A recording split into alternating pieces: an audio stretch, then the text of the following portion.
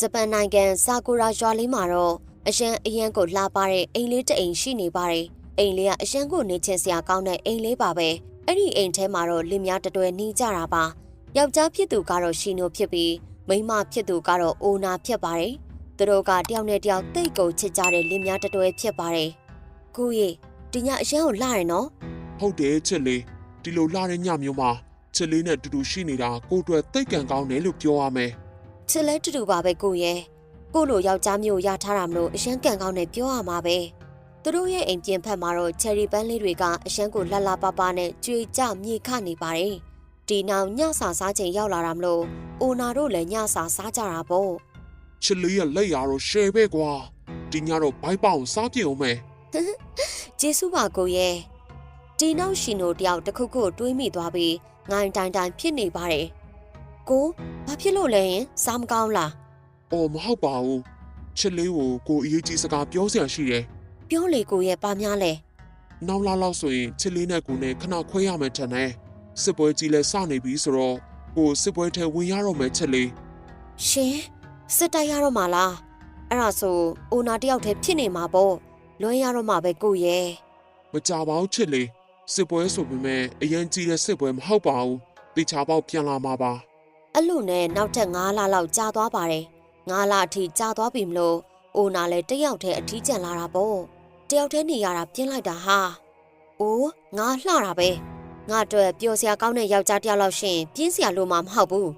ငါယောက်ျားရှိလို့လဲစစ်ပွဲထဲမှာတိတ်နေပြီလားမသိဘူးအိုးမသိလဲ तू သိမှာမဟုတ်တာအိုနာကသစ္စာဖောက်ပြီးနောက်ယောက်ျားတယောက်နဲ့ရင်းရင်းနှီးနှီးနေပါလေရောရှင်ကိုကျမအိမ်မှာညနေစာလိုက်စားဖို့ဖိတ်ပါတယ်ရှင်အဲ့ဒီနောက်ညနေဖက်မှာတော့ဟိုကိုလို့ခေါ်တဲ့ယောက်ျားနဲ့ညစာစားနေကြပါတယ် တလောက်လှပြီတလောက်ဟင်းချက်ကောင်းတာကွာမင်းတို့မိန်းကလေးမျိုးကရီးစားလေးပါလေတာမရှိဘူးလား မရှိပါဘူးကျမမှာဘာကြီးစားမှမရှိဘူး ဟုတ်လားကိုတော့မင်းလေးရဲ့အလှမှာကြာရှုံးသွားပြီထင်တယ်အိုနာ အဲ့ဒါဆိုလဲကျမတို့ဒီညတူတူဖြတ်တန်းတာပေါ့မဟုတ်ဘူးလားရှင် မင်းလေးသာခွင့်ပြုမယ်ဆိုရင်မဖြစ်နိုင်စရာဘယ်ရှိပါမလဲကွာ အဲ့လိုနဲ့ညနေဖက်ကနေညဖက်ကိုရောက်လာပါတယ်ကန်ဆိုးချင်တော့အဲ့ဒီညမှာရှင်နိုကစစ်ပွဲပြီးလို့ပြန်လာခဲ့တာပါ ငါမိမတော့ငါ့ကိုမြင်ဘလောက်တောင်ပြောမလဲမသိဘူးကွာ အဲ့လိုနဲ့ရှင်နိုလည်းအိမ်ကိုပြန်လာခဲ့တာပေါ့ဒါပေမဲ့လည်းသူတစ်သက်လုံးတွေးတော့မတွေးထင်တော့မထင်ထားတာတွေကိုမြင်လိုက်ရပါတော့တယ် ဟျောင်းမင်းဘာလာလောက်တာလဲ ဟမ်ရှင်နိုရှင်ပြန်လာပြီလားကျမရှင်းပြမယ်နော်ဟိုကိုကတော့ချက်ချင်းကိုထွက်ပြေးသွားတာပါ ဟျောင်းရက်စံရက်လို့ပြောနေတယ်လေ ဒါပေမဲ့ဟိုကိုကအမြန်ပဲထွက်ပြေးသွားတာပါ ပြေးတော့တောင်ရဲမြန်နဲ့ကောင်းမယ်ညောင်းနဲ့များဆက်မွေးထားလားမသိဘူးဘယ်ပြောက်သွားမှန်းမသိဘူးကွာနေဟာငေါ့သစ္စာဖောက်ပြီးတခြားကောင်နဲ့နေနေပေါ့လေနေအပြစ်တွေအတွက်နင်ကိုယ်တိုင်ပေးဆက်ရမယ် ကျ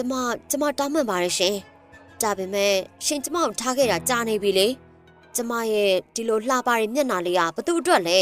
ကျမလှတာအတိတ်ပဲမရှိဘူးလေအဲ့ဒါကြောင့်ပါ ဘာကွာအေးအတိတ်ပဲရှိအောင်ငါပဲလှုပ်ပေးရမှာပေါ့ကဲကွာရှော့ ရှင်နိုကအိုနာရဲ့ပစက်ကြီးကိုတားနဲ့လှီးထုတ်ပြီးတပ်ပစ်လိုက်တာပါဒါပေမဲ့အိုနာကမကျွတ်မလွတ်တဲ့ဖြစ်ကုန်ပြီးကိုချီစာကဲအိုနာတရေမဖြစ်သွားပါတယ်ဒီတရေမကဟိုးရှိခစ်ထဲကနေအခုခေတ်အထိရှိနေတာပါဟာကွာစောင်းရင်းဆိုတော့မှောင်တာမြင်လိုက်တာအခုမှအစိုးရရှိသေးတယ်မှောင်နေပြီငါကြောက်တတ်ပါတယ်ဆိုဟာအဲ့လိုပြန်လာနေတော့မှာပဲအေးဟိုမှာမိန်းကလေးတယောက်ပါလားသူနဲ့အတူတူသွားရင်ကောင်းမယ်ဒါဆိုတရေကြောက်စရာမလိုတော့ဘူးဒါပေမဲ့အဲ့ဒါကအိုနာတရေမဆိုတာကိုမသိလိုက်ပါဘူးအမရေအမဘယ်ဘက်ကိုသွားမှလဲအရှိလားအနောက်လားညီမလေးကအနောက်ဘက်ကိုသွားမှာသွားမဲ့ဖက်တုံရင်အတူတူသွားရအောင်လေဒါပေမဲ့သူမေးနေတဲ့မိန်းမကြီးဟာရှေးခေတ်အဝတ်စားကြီးဝတ်ထားပြီးလက်ထဲမှာလည်းကက်ကြီးတစ်လက်ကိုကင်ထားတာမြင်လိုက်ရတော့ကလေးမလေးလည်းလန့်သွားပါလေရောငါလှလားကလေးမရှင်အော်အမလှမယ်ထင်တယ်ဒါပေမဲ့မတ်ကြီးတက်ထားတော့ညီမလေးလည်းသိချာမသိဘူးလေအမအော်မတ်ကရှုပ်နေရပေါ့ကောင်းပြီမတ်ကိုချွတ်လိုက်မယ်ကဲအခုငါလှသေးလားကလေးမလည်းအာပြဲကြီးနဲ့អော်လိုက်ပေမဲ့အိုနာတရေမကသူ့ရဲ့ပစက်ကြီးကိုကက်ကြီးနဲ့ညှက်လိုက်ပြီးတက်လိုက်ပါတော့တယ်ဂျပန်နိုင်ငံစောင်းရသည်ကအရန်ကိုအေးဆက်လွန်းပါတယ်နှင်းတွေကလည်းတစ်ချိန်လုံးလိုတဖွဲဖွဲကျနေရမလို့ အပြင်ဘက်မှာလူသိမ့်မရှိပါဘူးကယ်ရီလို့ခေါ်တဲ့ကောင်မလေးကတော့အမေသမီးအိမ်ထဲမှာနေရတာပြင်းလာပြီတငယ်ချင်းတွေနဲ့သွားဆောင်မယ်နော် ဘယ်ဦးသွားဆော့မှလဲသမီးအပြင်မှာတလောက်အိတ်ခဲနေတာမမြင်ဘူးလားအိမ်မှာပဲနေစမ်းမှာသမီးရဲ့ မရဘူးမေရဲ့သမီးအိမ်ထဲမှာနေရကြာနေလေခဏလေးပဲဆော့မှာပါ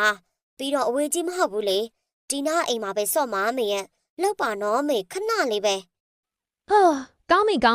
ဒါပေမဲ့ခဏပဲရမယ်နော်ကြိုင်အရက်ခင်ရမယ်โอเค ရှေးဒါမှတော့မမေကွာမကြပါဘူးအမေရဲ့သမီးပြန်လာမယ်နော် ဒီအောင်သမီးအပြင်သွားလို့မိမတယောက်ကသူ့ကိုယ်သူလှလာလို့မေသမီးကဘာမှမပြောနဲ့တော့ကြားလား ဟုတ်ကဲ့မမေသမီးမှတ်ထားပါမယ်ဒီနောက်မှာတော့ကယ်ရီလည်းသူ့တငယ်ချင်းတွေနဲ့တူတူပြေးတန်းလိုက်တန်းကစားကြတာပေါ့တငယ်ချင်း၃ယောက်သားပန်းချန်နဲ့သွားနေကြတာပါနှင်းတွေအရန်ကြနေပေမဲ့မစော့ရတာကြာနေပြီမလို့ကယ်ရီတို့လည်းအရန်ကိုပျော်နေရပေါ့ဒါပေမဲ့ရှာတီဦးတူကတော့အရန်ကိုအေးဆက်လို့ကောင်းနေတော့မှအဲ့ဒါကြောင့်ပန်းချန်ထဲမှာတခြားဘယ်ကလေးမှမရှိသလိုခွေးတစ်ကောင်တောင်မရှိပါဘူးအဲ့လိုစော့ရင်ညဘက်တောင်ရောက်သွားပါတယ်ကယ်ရီတို့ကစော့လို့ကောင်းနေတာမလို့ညဘက်ရောက်သွားတာတော့မသိလိုက်ဘူးတွေဖြစ်နေတာပါအဲ့ဒီချိန်မှာပဲအိုနာတရေမှပေါ်လာပါလေရောအိုနာကကလေးမလေးကိုမေးလိုက်ပါတယ်ငါလှလားရှင်အဲ့ဒီကြီးကမတ်ကြီးထပ်ထားတော့ဘလို့လဲသိမှလဲလို့မသိဘူးလေဟာရှုပ်ပါတယ်ဒီကနေထွက်သွားစမ်းပါရှင်ဒီမှာကစားလို့ကောင်းနေပါတယ်ဆိုဘာတွေလာမင်းနေမှမသိဘူးကယ်ရီရဲ့တငယ်ချင်းတွေကတရေမှမသိဘာမှမသိမောင်းထုတ်နေကြတာပါကယ်ရီကတော့နှင်းရုပ်ကြီးတယောက်ကိုလှုပ်နေတာမလို့တယောက်တည်းအလုတ်တွေရှုပ်နေတာပေါ့အဲ့ဒီချိန်မှာပဲဒါဆိုလဲမတ်ကိုချွတ်လိုက်မယ်နော်အိုနာကမတ်ကိုချွတ်လိုက်တဲ့အခါမှာဘလို့လဲငါလှတယ်မလားပြောစမ်းကယ်ရီရဲ့တငယ်ချင်းညောက်လုံးအိုနာလက်ချက်နဲ့တေဆုံးသွားခဲ့ပါတယ်ကယ်ရီကတော့သူ့တငယ်ချင်းတွေအသက်ခံလိုက်ရတာကိုမြင်သွားပြီးအရှမ်းကိုရှောက်ရသွားပါတယ်ကယ်ရီအမေကတော့ကယ်ရီပြန်မလာသေးတာမလို့အရှမ်းကိုစိတ်ပူနေရပါဟာဒီချိန်นี่ပြန်မလာသေးဘူးဘာမှဖြစ်နေပြီလဲမသိဘူးဒီကလေးနဲ့တော့ဒုက္ခပါပဲ ကယ်ရီကတော့သူ့တငယ်ချင်းတယောက်ရဲ့အလောင်းကိုကြည့်ပြီးအရှမ်းကိုလှန့်နေရပေါ့ငါတငယ်ချင်းတွေကိုဘသူတတ်သွားလဲငါလှတယ်မလားကလေးမကယ်ရီကရုတ်တရက်သူ့အမေမှားခဲ့တဲ့စကားကိုတတိယသွားပါတယ်ဟာဘသူပြောနေရလဲအတန်ပဲကြားရရောဒီနောက်မှာဘသူမှလည်းမရှိပါလားပါလားဟာရုတ်တရက်ကယ်ရီနောက်ကနေအိုနာတရေမကြီးပေါ်လာပြီးငါလှတယ်မလားကလေးမကယ်ရီကသူ့နောက်ကိုလှည့်ကြည့်လိုက်ပါတယ်ဒါပေမဲ့ဘာမှတော့မပြောပါဘူးငါလှလားလို့မေးနေတယ်လေဒါပေမဲ့ကယ်ရီကသူ့အမေမှားထားတဲ့အတိုင်းဘာဆိုဘာမှမပြောဘဲနေနေတာပါလှတယ်လည်းမပြောဘူးမလှဘူးလို့လည်းမပြောပါဘူးဘာလို့လဲဆိုတော့အိုနာတရေမကဘလို့ပြောတတ်မှမလို့ပါပဲဒါပေမဲ့ကယ်ရီကဘာဆိုဘာမှမပြောတာမလို့အိုနာတရေမလည်းဘာမှမလုပ်တော့ဘဲနဲ့ပျောက်ကွယ်သွားပါတော့တယ်ကယ်ရီကသူ့အမေမှားလိုက်တဲ့စကားကိုသေချာနားထောင်ခဲ့တာမလို့အသက်ချမ်းသာရရသွားခဲ့ပါတယ်။ဆာကူရာဇလန်းတွေကြိုက်တဲ့သူတွေက channel လေးကို subscribe လုပ်ထားပေးပါနော်။ဒီ channel မှာဆာကူရာဇလန်းကောင်းတွေအများကြီးကိုတင်ဆက်ပေးပါမယ်ရှင်။